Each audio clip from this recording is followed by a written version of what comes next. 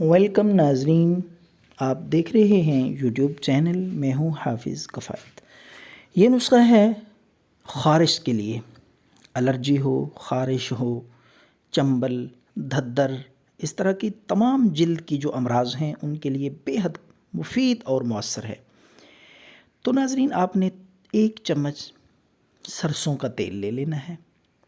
اس کے بعد دوسری چیز جو ہے وہ آپ نے تیار کر کے اس تیل میں مکس کرنی ہے۔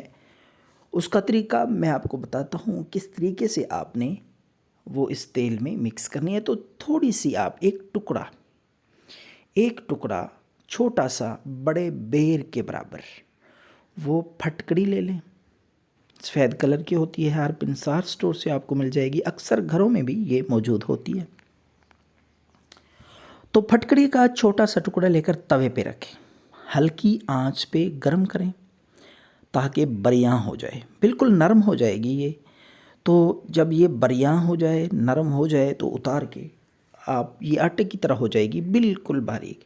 تو اس کو آپ تیل میں، اس 1 چمچ سرسوں کے تیل میں مکس کر لیں اچھی طرح، تاکہ یہ حل ہو جائے اس میں۔ تو یہ آپ کا خارش الرجی کا حیرت انگیز سادہ سا دیسی نسخہ، سخت سے سخت، پرانی سے پرانی خارش، کسی بھی دوائی سے ٹھیک نہ ہونے والی الرجی، پھوڑے پھنسیاں، چنبل، آپ جس جگہ پہ بھی خارش ہے آپ یہ تیل لگائیں، پھٹکڑی ملا ہوا، پھٹکڑی بریاں کر کے یہ ڈالنی ہے، یہ یاد رکھیں۔